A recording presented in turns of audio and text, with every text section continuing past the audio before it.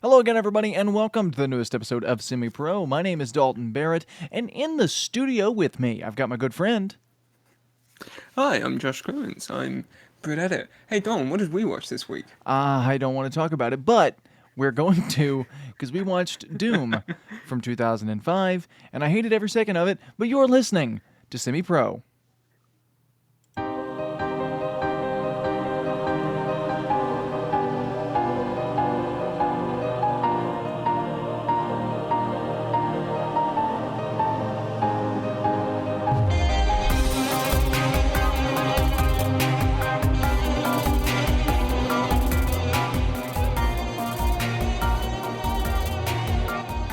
That's right. Doom 2005 is our poison of choice for this week. Right. Well, you've just started getting into Doom 2016. Yes, I have been playing Doom 2016. I've been having such a good time.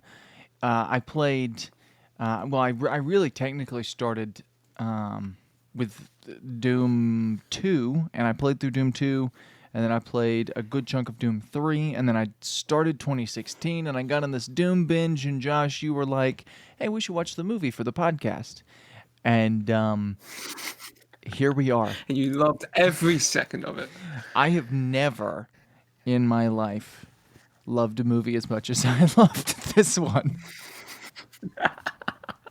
No, even I know that's fake. I mean, geez. Everything people say, you know how sometimes we watch a movie and whether it's a movie that we like or a movie that we don't, we're like, yeah, the things people say about this movie are wrong. I can confidently say that is not the case with this movie. People are mostly right about this one. Like I can say that pretty, like even with Godzilla 98, like yes, the people were right on a vast majority of issues, but like there were some things where I was like, no, this was pretty good, and like the design, for instance, people were wrong about the design, and I think it's pretty good, and the people were right with this one. Like this is a mess. Okay, it's not that bad. Don't do this, Josh. Don't do this. It's not that bad. I mean, okay. I feel like you can't talk about this movie without at least talking about the legacy of the games. Oh yeah, no, somewhat. we're definitely going to talk about that. First thoughts on this movie. I kind of want to say, this movie is not like it's not a great movie, but you could make the argument like, oh well, maybe it's not a great movie, but it's a great Doom movie. Like it's a great adaptation of the game, but it's not that either. And so that's kind of where I stand on this movie. Like it doesn't do either of the things it sets out to do well. Like it's not a good adaptation, and it's not a good movie on its own. And so it kind of falls into this. So what is it? I don't know, Josh. That's what we're here trying to figure out. We're here on our archaeological dig trying to figure out what Doom 2005 is. Yes, on Mars. Yeah. Yeah, so why don't you break down the history of the games? The games have a pretty good legacy, all things considered. I mean, Doom was one of the first, if not the first. I always get mixed up with Wolfenstein 3D because they're the exact same game. But Doom was basically one of the first FPS shooters. It was the first of its kind. It spawned literally a whole genre of gaming. Then they did Doom 2, which was just Doom 1 but more, and everyone was like, hey, I like this. This is good. So from my experience playing both, Doom 2 is there's a whole lot more platforming, kinda. Yeah, Doom 2 tried to push it a little bit. Like it tried to do a little bit more because that was the days where you did try to do more with sequels. And like they came out. The original Doom release date was something like 1993. It was 3, and Doom 2 was 4. Yeah, like they were made sort of back to back. I mean, once you had that Doom structure, you basically just went, okay, we can just pile onto this. We can add more to it. And they're pretty revolutionary as far as games go. Like they built a whole background to it. And then they released Doom 3 in 2004. And someone went, hey, I like Doom, but what if it was all in pitch black? What if you? I like Doom a lot, but what if you couldn't see anything? And Okay. I will say, I played Doom 3 or a chunk of it somewhat recently. You tried to play I Doom tried to play 3. Doom 3, but I couldn't see anything. I respect Doom It's not as 3 for bad at as people least, make out to be. yeah, for at least trying to do some stuff. I respect Doom 3. Yeah, well, it was very different to what had been laid out for it. Yeah, Doom 64 too, but no one ever talks about Doom 64 because it was just so inconsequential to everything. I also played that one, and Yes, and it's that one's not any good either. no, it's not. But yeah, like Doom 3 at least tried something new. It was like, hey, this is an action series. What if we went for a more horror thing? Because we're dealing with demons and hell and all of these terrifying monsters. And that's the one that you kind of got to focus on for the movie, because the movie came out a year after that game released. So I have to imagine that they were kind of brought into development at the same time. Like Well, and they said, hey, we're making Doom 3. Oh, let's make a movie to do with it. or vice versa. I noticed a lot of the graphics on the computers and stuff in this movie looked like the graphics from Doom 3. A lot of the layouts of the scientific hallways and all that kind of stuff looked like the ones from Doom 3. There were a lot of similarities like that. So I would say you're probably right in that assumption. This movie looks like if I could see Doom 3, it would look like this movie. Yeah. Doom 3 is also just like Doom 3 is the red-headed stepchild of the Doom series. No one really talks about it. Even though it's the only one that I think got a re-release, which is strange. Well, I know the first two got a re-release when Doom 2016 came out. They got a kind of a remaster. They got they're just like, hey, throw them onto the new console generations because the game's literally 32 megabytes. Yeah, and they had to I know they redid all the controls and they remastered the game and so they did a lot of work. They made it widescreen instead of 4:3. A lot of little stuff like that I'm sure goes unappreciated. Doom 2016 is yeah, well, like I said, it's a lot of smaller stuff that kind of just meant, hey, you can play it and it doesn't look just awful. Yeah, and it doesn't control awful and it doesn't run awful. Like, you can actually play this game now. Yeah, and then Doom, you've been playing Doom 2016, and that is Doom 1, but HD. Yeah, no, it is Doom 2016 is a masterpiece, and I will say that fully confidently. Yeah, it's one of my top 5 games. Yeah, I was gonna say it's as far as video games that I've played, it is close to perfect. Like, if I had to pick a perfect game, just from my limited experience of video games, it would be 2016. Now, what you'll notice here that we're doing, me and Josh, is not talking about Doom the movie. we're talking about everything but Doom 2005. So here's what we're gonna do now. We're gonna shift focus and talk about the plot. Do we have to? We do, because I have a question that I want to pose that happens in the first 30 seconds of this movie. Has any good movie ever started with opening narration? Other than... Other than... Well, you said opening narration, and I thought, for some reason my mind went to opening crawl text. I was like, Star Wars. No, not opening crawl. I mean opening narration. Has any good movie ever started with somebody narrating the opening? I'm sure there's one out there. There's one out there somewhere. How I Met Your Mother. But that's not a movie. That's a television series. Came out started the same year as this movie came out. Wow, that's... you never would have guessed. Nope. Not once. Because it's odd how a TV series looks so much better. And this Goodfellas. and there you go. Okay, I'll give you Goodfellas.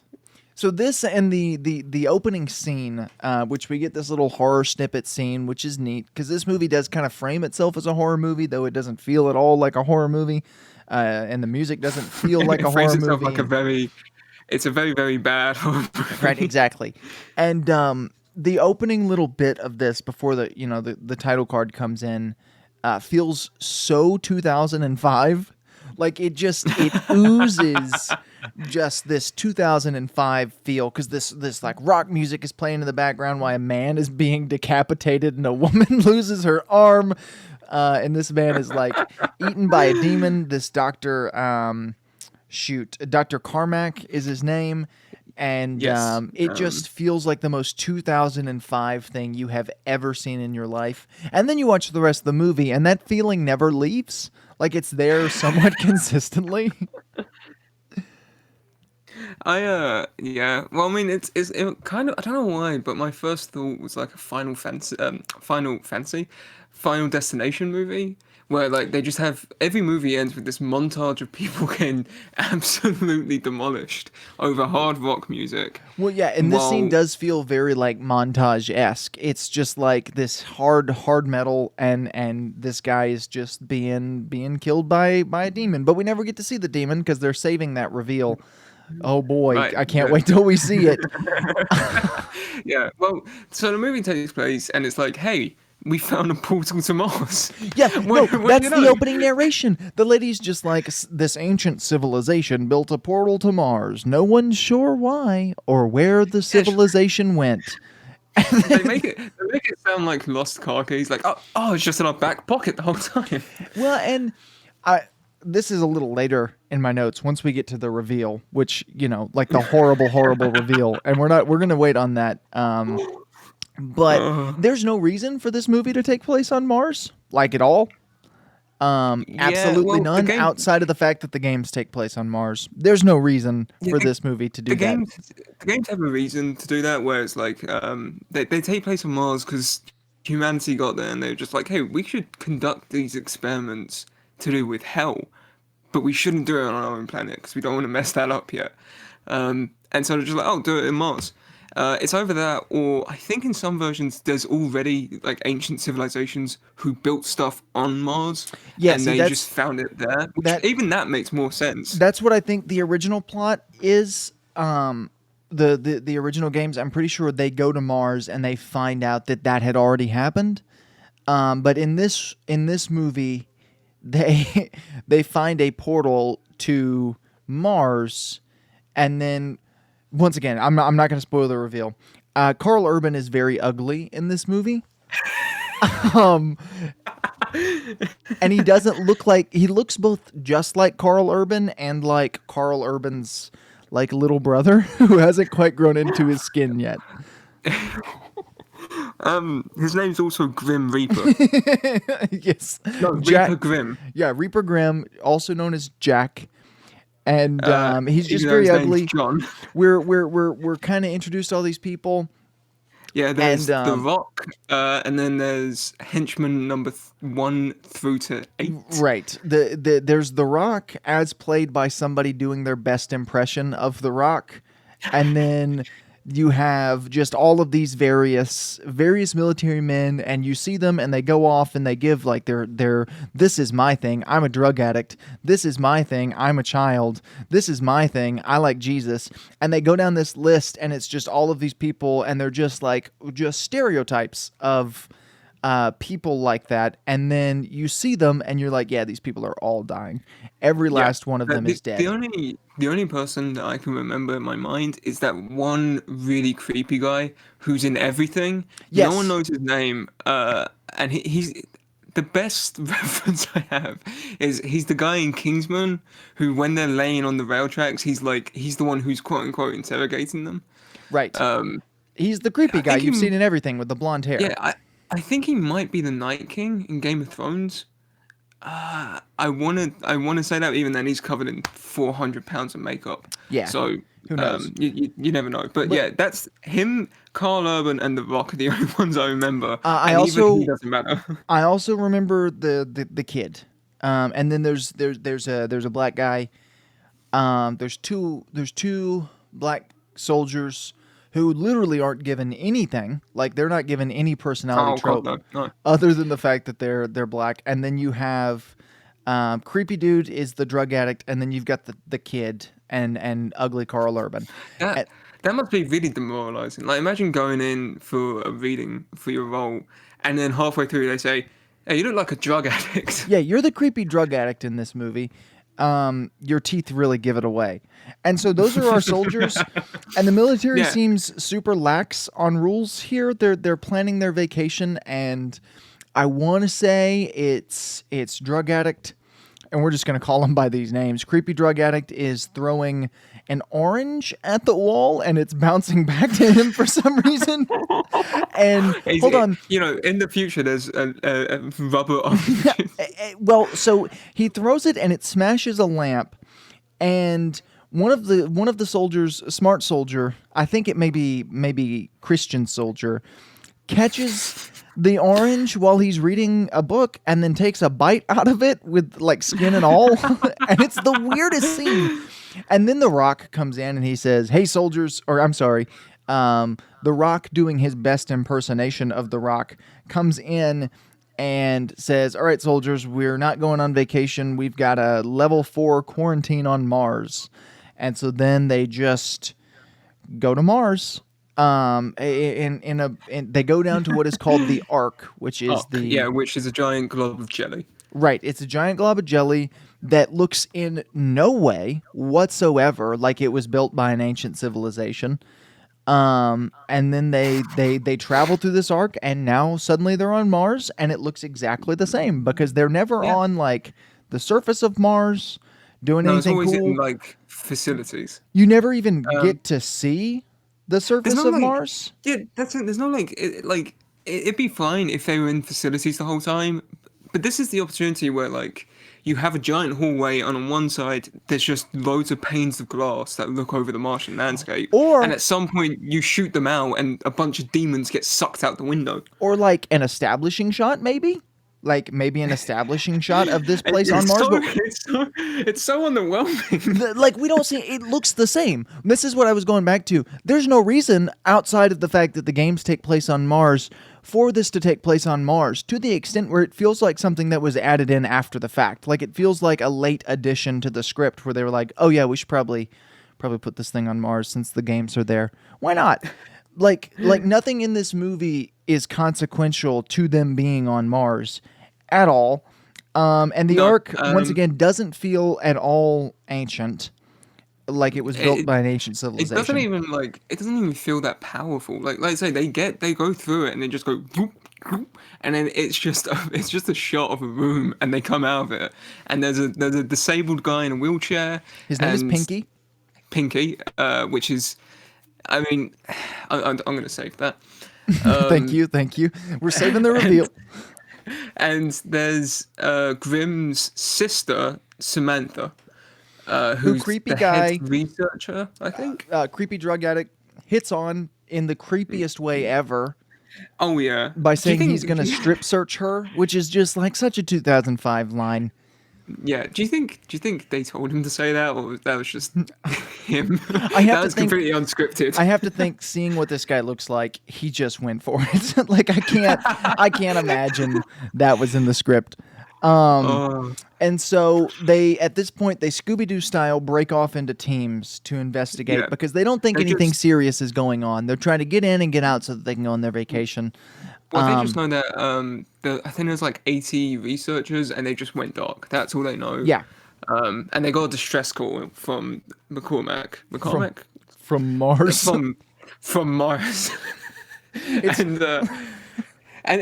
Pinky and I can't remember her name. Rosamund Pike are like, they all died. Yeah, I think they're all dead. and it's super casual. And Pinky is probably my favorite character in this movie because he's the only one that seems to make sense. He's the only one who takes the threat seriously whatsoever. He's like panicking. He's like, "There's demons on Mars," and they're just like, "Nah, you're good." Yeah, I think Creepy Dude even says at one point, like, "Yeah, I bet this was just some like crazy scientist with a gun," and it's like, clearly not. You found a severed hand already. Like, it's not. There's blood all over these walls, like. And so after they split up, they find these different rooms, and it's mostly set up at this point. One group, I want to say it's the black guys, the black soldiers. They find Dr. Carmack's body, and they take him back to the research lab. We see a skeleton. Karl Urban and Karl Urban's sister are in her research lab because she has to get some documents, and that's part of the mission. So they're there getting the documents, and there's a skeleton shielding a baby. And Karl Urban says, "Hey, yo, what's this skeleton, my girl?" And then she says, "What's the first thing that Dad always told us to look for?" And then he looks at the DNA and finds out that the skeleton has 24 chromosomes, which is weird. On Earth, that does different things to us than it does on Mars. Right, on Earth, I believe that gives you Down syndrome. Yes, which is why it's such a weird thing for them to include as a plot point of this movie, but they did, and that's fine. Well, okay, to be fair, it's because it's a Martian chromosome.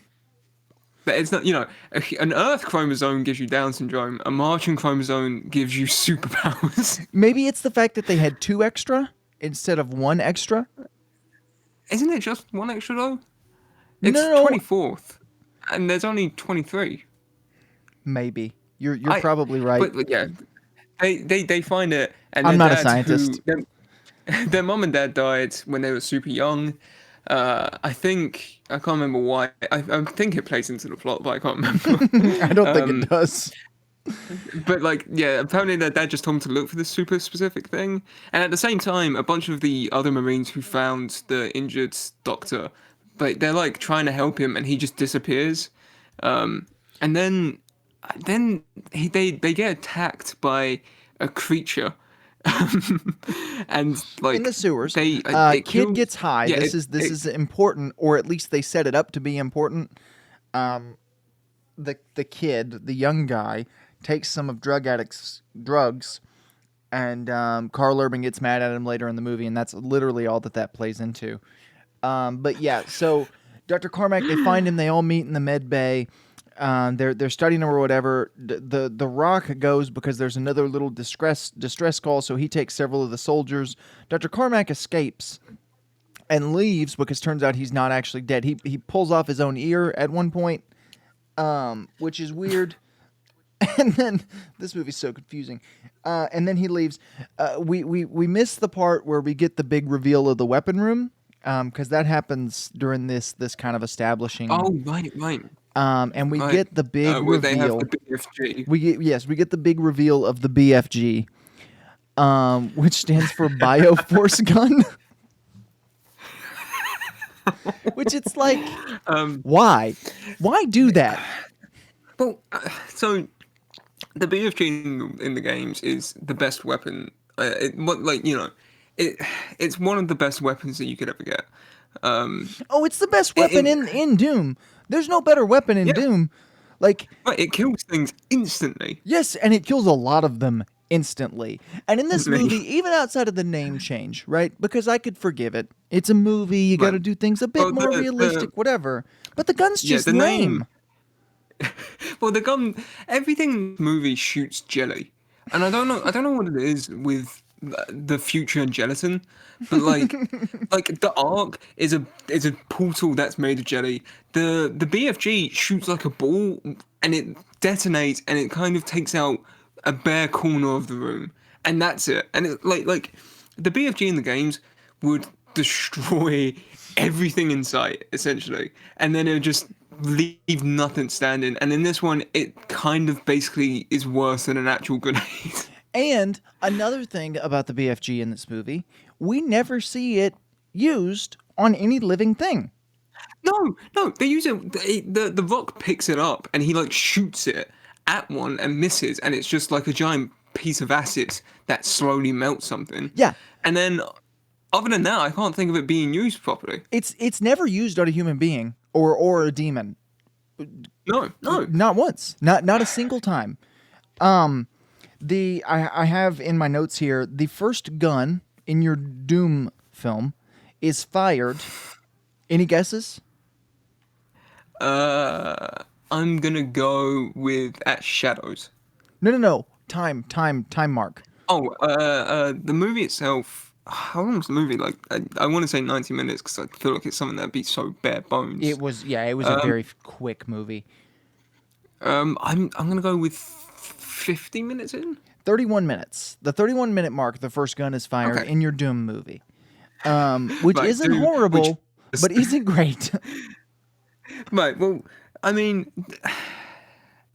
that goes into something I want to talk about later.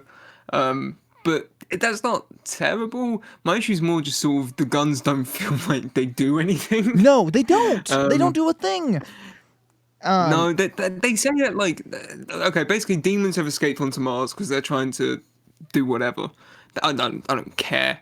But they escape onto Mars and they're like, I think they call them cybernetic organisms because they're like half demon, half mutant, Well, half so at this point, robot. we see Dr. Carmack come back, and they fight another demon in the sewers, and they kill him, and they bring him back, and they start dissecting him. Over the course of this time, another one of the soldiers has been attacked by this demon, and he is locked in the containment room. He's dead. Like they've checked his pulse, everything. He is dead. He's done.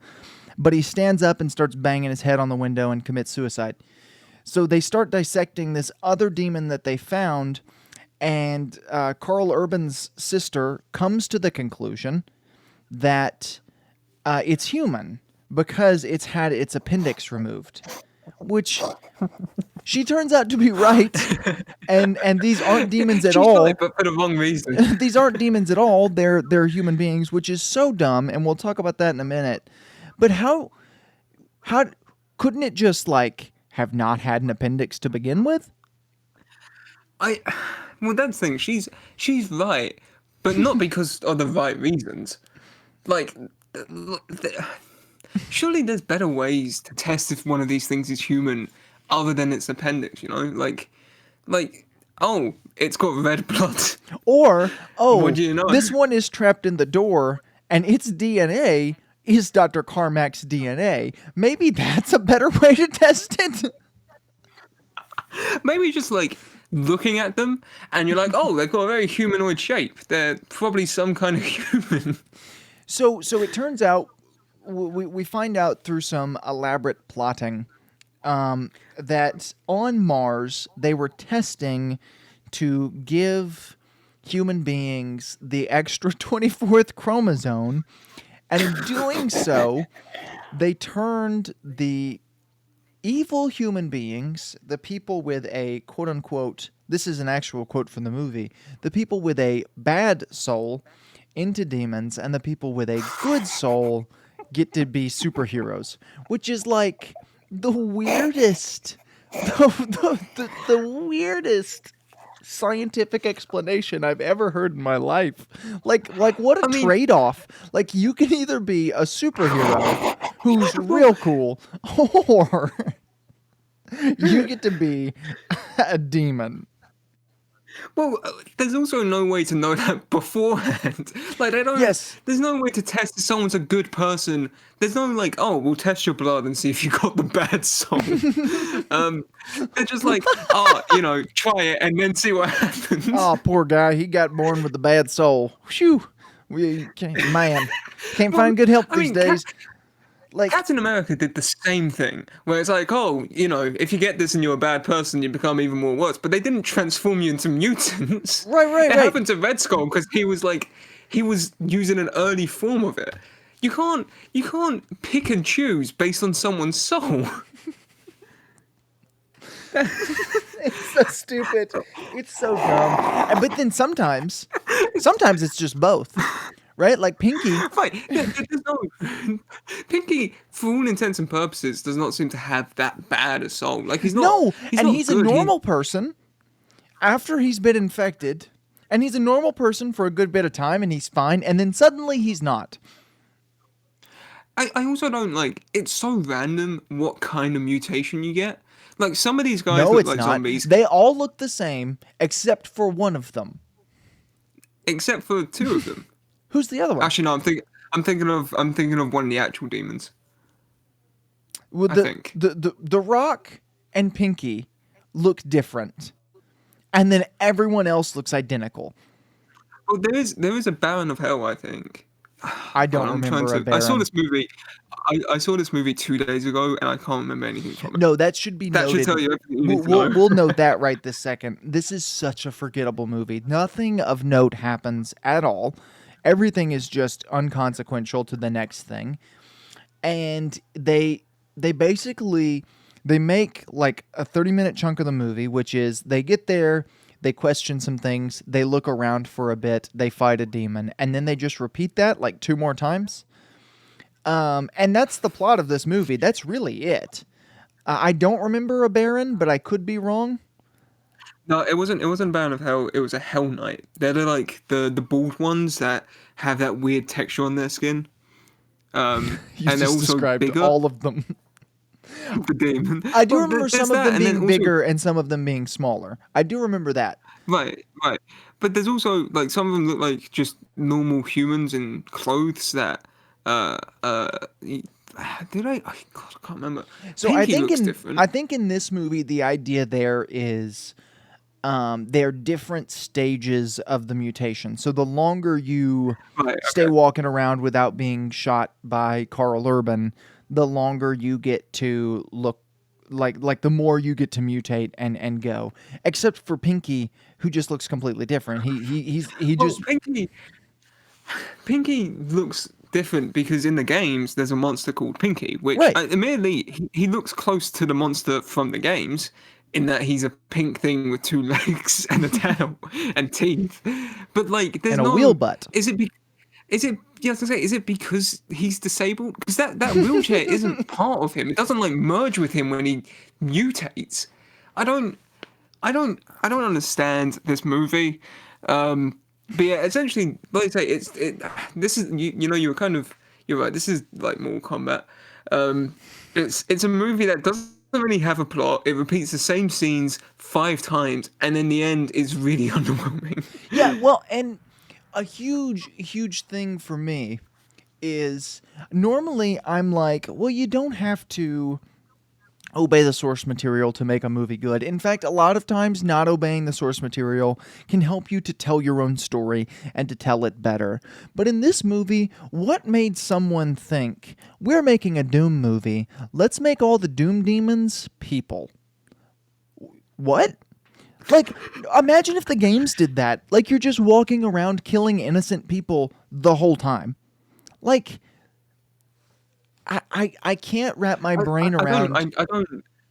No, I don't understand this movie. I just don't understand. I don't understand any of the creative choices behind this movie. I don't understand any of the technical choices behind this movie. Uh, and This I'm a pretty. I like Doom a lot. And even this is just it's absolute crap. Just there's nothing to it. The film basically ends. There's one reason that anyone ever talks about this movie, and it's the first person scene. Yeah, but okay. I'm I think I'm ready to talk about the first person scene. We do have to talk about The Rock first because they've set The Rock up as the protagonist of this movie, and then they do this neat little. He gets progressively more unlikable as the middle chunk of the movie rolls along, and we Well, start yeah, sort of. it's like by the time he gets to the BFG. Well, so he gets to the BFG during the first like half hour of the movie, and then he comes back to the BFG later. And then he gets the BFG, and that's sort of when we start seeing The Rock kind of unravel. And he gets, like I said, progressively more unlikable as he goes, and he turns out to be the antagonist of the movie, which is fine. But it's I like that you were going to try and say neat, and you couldn't even bring yourself to admit that give this movie well, that. it is neat, but I don't want to admit that anything in this movie is neat. It was I wasn't expecting it. I will say that it did take me off guard. It surprised me, which doesn't happen very often. Right. It is an idea. Yes, it certainly happened. And turning John into the protagonist of this movie, I have in my notes here. Turning John into the protagonist was a nice role reversal that everyone saw coming for the last 15 minutes. And, it's pretty true. And John gets pretty heavily injured. The only three surviving people on Mars, presumably, because they've already evacuated Mars, are The Rock, John, or the Grim Reaper, Karl or Ugly Karl Urban, and Ugly Karl Urban's sister. And so they all three go home. And John is very injured. And so his sister says, "Here, I took some of the horrible demon serum and I want to inject you with it." And he says, "What? Please, don't do that." And she says, "It's okay. You have a good soul. I Good soul. know." It's like, how you're a scientist. How could you possibly know that? But they Well, like I said, there's no test for it. You don't like use the thermometer and be like, your body temperature's at 94 degrees. You're good to go. Like there's no. I appreciate you using Fahrenheit there, Josh. That was I don't. it's movie tough. You is can't like look at beyond somebody's frustrating. you can't look at somebody's eyes and be like, "Oh, you got the good soul." Like there's no like you just can't do that. That's how this movie like treats it though. They're just like you look at someone, good person right there. Like you say, Pinky, Pinky was experimenting on people, sure, but he was doing it for the betterment of the human race. He wasn't a bad guy. He just got caught in a bad predicament. Pinky was the secretary. He was running the monster. desk up front. Pinky wasn't doing anything to people. All he did was let people in. He Right, he opened the was- doors. Yeah, did I expect him to be? Oh, I'm going to take you all down from my wheelchair. Like I don't understand like where the line is. And like I said, There's no. it's frustrating. But anyway, turns out John does have the good soul because he wakes up and he wakes up with a camera strapped to his chest instead of waking up as a horrible demon. And Sam's gone. Sam's disappeared for some reason, which we find out. Which is weird. You would think she would like hang out with him, like make sure he's all right. Yeah. But she just leaves. I can only imagine that she injected. She was like, "You're a good soul. You've got this." She injected it as soon as he passed out. She was like, "Yeah, I'm getting out of here. I'm not risking it.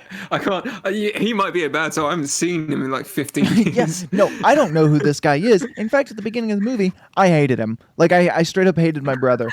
And it's like, so he wakes up and like I said, he's got a GoPro strapped to his chest because the next like 15 minutes of this movie, it goes on for so long, is from a first person perspective, which is kind of cool. It's amazing. Except for it's super underwhelming. It's a neat idea that's so boring and goes on for so long. But he doesn't do anything cool.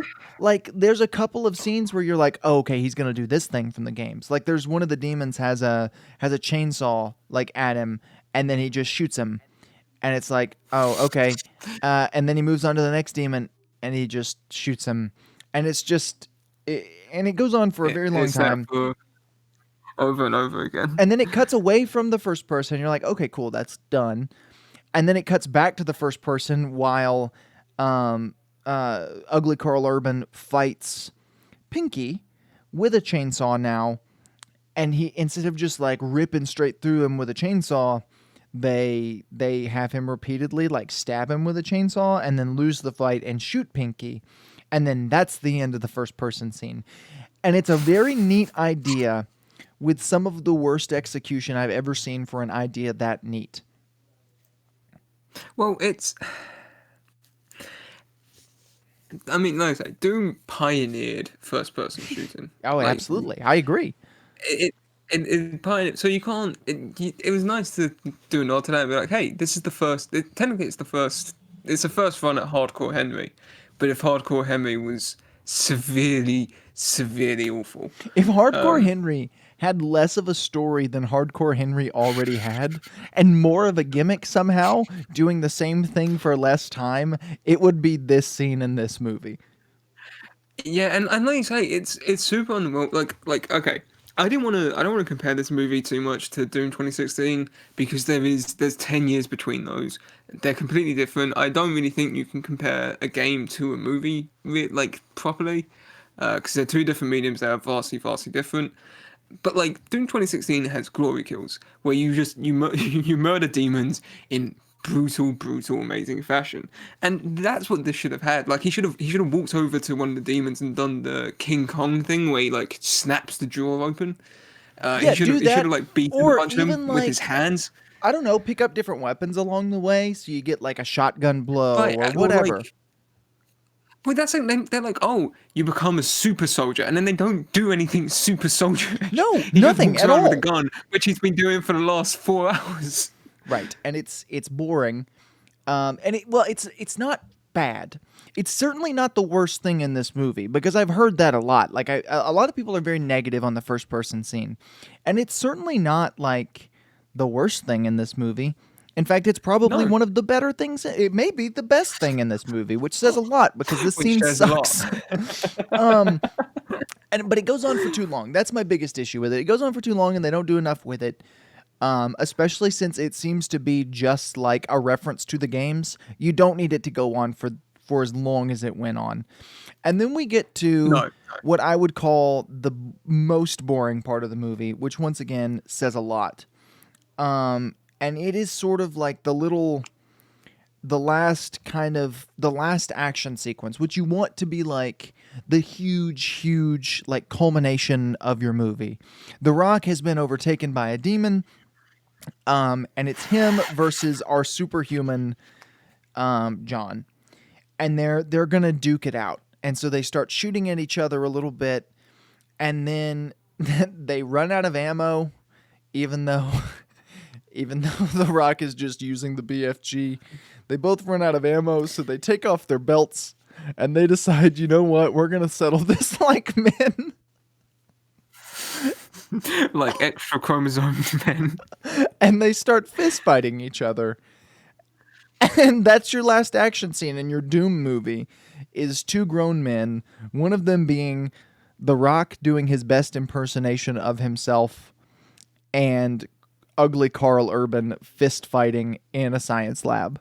That's the finale of your Doom movie. and it ends in the most climatic way possible. He just kind of throws the Rock through the portal. He throws him through the portal and then throws a grenade in there, which I guess was Right. like setting up Which- for a sequel, maybe? Like it was kind of like, oh, could he have survived? Like The Rock could come back in full demon form. But this movie's not getting a sequel. No. Well, okay. So the movie basically just ends there. But this is something else I wanted to talk about, right? Can you actually make a Doom movie? Because I don't know if you can. Apparently. And I talked to Well, the closest some thing- people I know about Doom Annihilation, the sequel to, or no, the Right, the we're watching reboot that next of week, this, right? the reboot of the Doom franchise. Apparently, it's pretty good. Like okay, it's, so we're it's watching that next week. maybe, yeah. If you want to, we can. It's I'm down for it. I've seen images. The images actually look kind of solid. Like I watched the first like 30 seconds or so, and it was fine. They're not on Mars in this one. They're on the moon of Mars, which is called the Doomed Moon, which is where the Doom term comes from. well, and- the games take place on Phobos, so that actually matches up closer with the reboots. Well, gotcha. So- Yeah. Well, and it's a more recent movie, and like I said, the guy I talked to, he said, yeah, that one's not bad.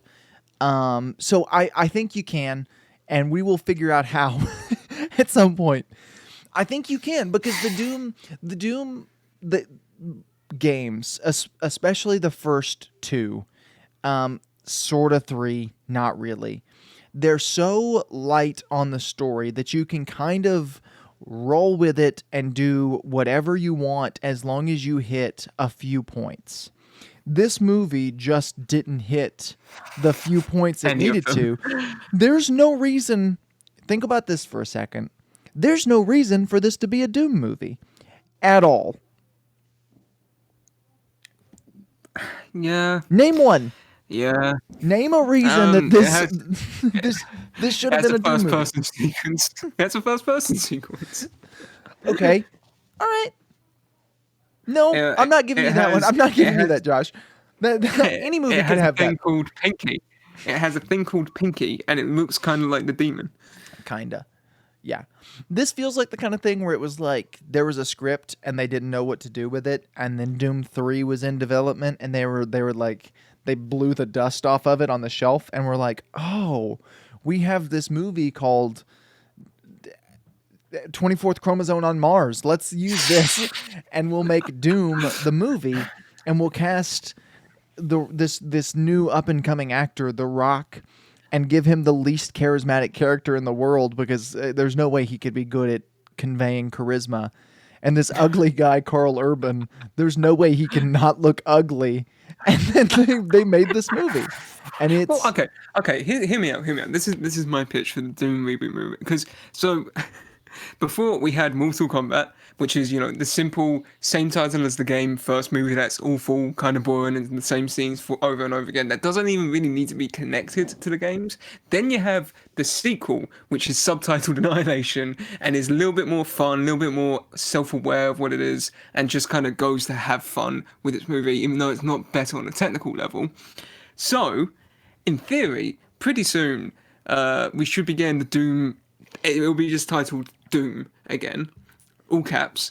I was right about this when I said that all of the horror franchises are going to do sequels to the first movie that ignore all other sequels in the coming years. And look what happened. You got Halloween, you got Nightmare on Elm Street, Texas Chainsaw Massacre. They're doing it. I can predict the future of movies, but here's what you do. You do a new Doom movie, and you have Karl Urban come back, but this time he's the Doomslayer because the Doomslayer in the games is the original guy behind Doom 1, Doom 2, and Doom 3. Well, 3 is BFA. And then he got imprisoned in hell for like 4,000 years or whatever, and now he's like supercharged and hates all demons. Just bring Karl Urban back. He doesn't mind wearing the mask. Dredd showed that. You could probably get a few good action scenes out of it. I predict that movie will be coming 2024. So and if I'm wrong, people can yell at me and tell me I'm wrong. There was some rumor that I read from some website that I've never even heard of, that they were making a direct sequel to this movie with The Rock as the main character, being Doom Guy. That was a rumor that I had heard. And I think you could do it with either one, and I really don't care which, because this movie is so inconsequential to existence that you can just do whatever. Like if you wanted to tie it in, you could say that The Rock was able to fight off his demon or whatever. Either The Rock way, is now a good guy. doesn't matter. Yeah, whatever. I would like to see a Doom movie, and with the Fallout series that we're getting. Yeah, I forget about that. Bethesda is licensing out their properties for live action media. Let's see it. Let's see a Doom. I genuinely think we're slowly, very slowly but surely entering a golden age of game movies. The same way that the 2010s held a golden age of comic book movies. Yeah, I mean, we've had one good one and one that sucked in the last 2 years. Yeah, let's do it. It's the golden age, man. It's basically the golden age. But we've had one good video game movie ever in history, and it's the golden age. Yeah. Yeah, you got Sonic, you got Detective Pikachu, technically. I forgot Detective Pikachu even existed. It's got a sequel, I think. There's a movie that's out currently that I want to watch. It's got Frank Grillo in it, and I can't remember what it's called, but it's basically about a guy who gets stuck in a time loop, and every time he dies, he wakes up. It's Groundhog Day, but with action, and it's like the perfect video game. Oh, Boss Level, that was it. It's like the perfect video game movie, and I can't wait to check that out. But I think that a Doom movie nowadays would probably be pretty good. It'd be tough to make, and I think you wouldn't be able to have Doom Guy as the main character because he doesn't have a character. I think that's been done, though. We've seen that done, and we've seen it done okay. You just have to put a surrounding cast with him that's good. I mean, well, that's the thing. I think you wouldn't be able to have him be the main character. You would have to have, random henchman guy number 15 be the main character, and they're just following him around, or they're doing their own thing while his carnage goes on in the background. Well, it's the idea of the character, like the man from nowhere type character. We've seen that done, and we've seen it done well, and yeah, but they usually still have some kind of character. It's just their character's left ambiguous. Right. But I think you could do something like that with Doom Guy. Two questions. Doomguy doesn't talk though. That's the issue. Like, you can't have a character. It's a movie that has a like, the silent protagonist is done, but there's usually people out there to give him a backstory. And Doomguy's backstory is just, oh, he really hates demons. Yeah, I'm trying to think of a good movie with that, with like a silent protagonist. And I can't off the top of my head. Um, I guess. But what were the two questions you had? Well, okay. So the two questions I've got. Um, you. So who would you pick to direct, and who would you pick to as your main star? Who would you pick to play Doomguy, and who would you pick to direct? Because there is a correct answer for a director, but I don't know that there's a correct answer for star. I mean, okay. So the like this is I don't know if I'd agree with this, but first thing that came to my mind was Chad Stahelski Okay. for the Vector. I don't know who you'd have to do for the main star. I guess like the guy currently leading the Halo series. I think it's Lee Schreiber's brother. I want to Yeah. say. Okay. Yeah. Mustache cop from Yeah, Orange Is the New Black. Porn Stash from Orange is the New Black. I think he'd be pretty good because he's like 8 foot tall, and I remember him saying, or at least a lot of the action scenes in The Rock's most famous movie, Skyscraper, was actually done by him. It was the Shaq thing from Steel where you don't have any stuntmen who's 8 foot tall, so you just kind of have to learn to do it yourself. Right. I like those would be my go-to. There's probably someone better. I just can't think of him right now. Well, What are I've you got gonna an say? easy pick for director, but I'm not sure about actor. I would go with Sam Raimi. Because Okay. because for number one, because I always pick Sam Raimi as the director for everything, but it's based off of his two most popular franchises, the Spider-Man trilogy and the Evil Dead trilogy. Because the Evil Dead trilogy shows us that he knows how to do horror comedy, and he knows how to do horror comedy really well. And I think the best way to play a Doom movie is to do horror comedy. I think that's the best way you can get the point across. Because like if you're going straight horror, it's going to make it kind of tough because you have this because it is just such like it's just action, right? It's just you go all out and you're just going action and you're killing demons over and over and over again, and eventually that's going to get funny. So if you just go with that from the get-go, then I think you know what you're doing. And on Well, okay, go ahead. I was gonna say, I actually saying that I wouldn't mind it because there is some kind of humor to the games. Yeah, no, that is part of there too, especially like, especially the first two. There's sort of like a wink, wink kind of thing with the first two games. That three and the sequels have a bit of it, but not as much as the first two. Or the reboot games have a bit of it. I haven't played Eternal yet, but 2016 has a little bit.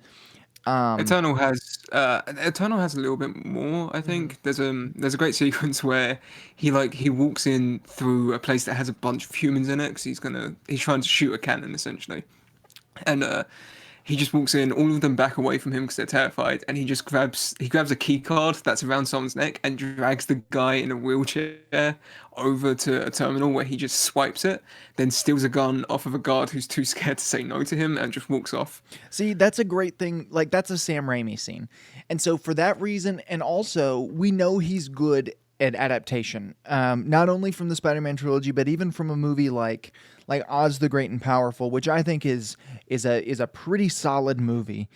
From a story standpoint and visually, it's the most unnecessary film I've ever seen, but it's solid.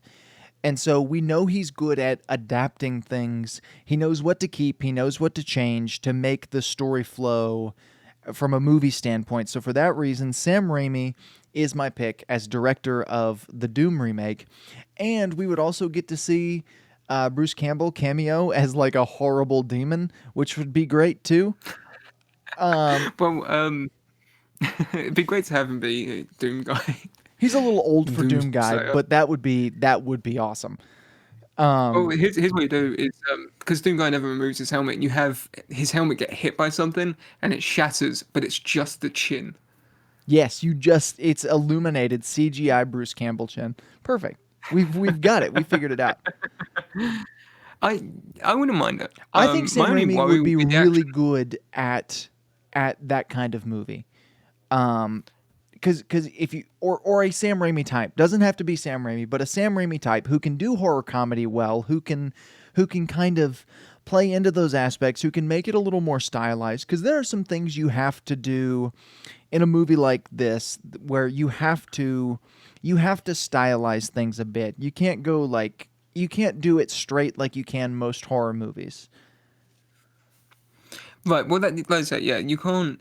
Doom's not a game that has the ability to do a one-to-one adaptation. No, not at all. You Like you have to change some things. You have to adapt some things, which is fine. It's a movie. It's right. not the games. If you want the games, play the games. Don't watch the movie. Which I can't believe I'm Do you saying know? that after watching the movie we just watched because it sucked. It was so bad. That there's a lot of times where you should try and be original. You should try and keep the heart of whatever you're making, but do something new to it. And this is not one of those times. They should have just Or not made this they should movie. have just not made it straight up. There's nothing redeemable in this movie outside of maybe the first person scene, and you can watch that in a clip on YouTube and skim through it. You don't even have to watch the whole thing. There Oh yeah. is it's time to close this, by the way. We spent more Well, I time was gonna say, talking do you know about who the theoretical remake than we did the actual movie. that's because even in theory, a remake is far better than this movie. But I was gonna say, do you know who'd be kind of neat to have as a Doom guy? And it's a guy who likes wearing masks and even doesn't mind not talking. Uh, uh, you need to put stilts in him, but Tom Hardy would be pretty good. Tom Hardy could do it. Yeah. Plus, he's got that annoying voice, so you wouldn't want him to talk. Um, Right, exactly. And you wouldn't see him, so yeah, you wouldn't be annoyed at with Fury Road, that's not a bad choice. Yeah, I mean, Fury Road is Fury a Road great is basically example of how you could make this movie, but good. right. Yeah, like I say, you have someone else be the main character, and Doom guy's just kind of passing through, and he's like, hey, oh, these people are like, oh, there's this guy who is literally killing everyone. We should probably just stick with him. Yeah, no, that was a great. Thank you for bringing up Fury Road. It didn't even cross my mind, and it should No, have. I'm probably gonna go. I'm probably gonna go watch Fury Road tonight. It's such a fantastic Yeah, movie. every time Fury Road comes up, I just rewatch it because it's the closest thing in existence to a perfect film. Um, But s- with that, we should probably close out yes, the quote unquote conversation that we had about quote unquote Doom 2005. there Even though I is spent it talking about everything but Doom 2005. there is nothing. Like I said, there's nothing redeemable in this movie. There's nothing that makes this movie worth watching. There's certainly nothing that makes this movie worth watching again. If you want to watch it just to say that you've seen it, I can get that. I wouldn't recommend it, I, but I can understand it. It's not a movie where I'm like, yeah, I was glad I watched this. Um, and I can't understand why they did anything that they did. And this movie left me baffled around every turn. the best way that I can describe this movie is my life is pretty much the exact same after watching it as it was before watching it, because it is the most inconsequential thing in the world. The best way I could describe this movie is my life. and, and I promise that's not something you want to to see play out in front of your eyes. Um, Yeah, ugh, you should all join us next week when we watch the second sequel to a video game adaptation that is also subtitled Annihilation. that isn't a In sequel; it's a reboot. But maybe it's a it, sequel. But maybe it's not. well, it might as well be. I mean, the first Mortal Kombat and the second Mortal Kombat might as well not even be connected. So, as far as I can tell about Doom Annihilation, it's it's not like it takes place in the future. And this movie may take place in the future. I don't know, but they never imply that it does. I guess theoretically Well, it does because we can travel to Mars, but they don't. They don't ever say that. I feel like I think the opening text crawl says something like, "Oh, the year is 2045 or something like that." Josh, 2000 something. you really don't remember Like this movie, do you? Because there's no no, opening not at all. text scroll. Well, just It because doesn't happen. anything is more. That's because like I started it and this person started speaking at me and I just tuned out because I couldn't. There's there. Okay, we gotta go. Thank you Right. for listening to this episode of Semi Pro. If you're watching on YouTube, drop a like, maybe subscribe to the channel if you want. If you're listening on any of our podcast platforms, go ahead and follow the podcast, like this, leave a review if you want to. It helps out the show. We will see you on the very next episode of Semi Pro.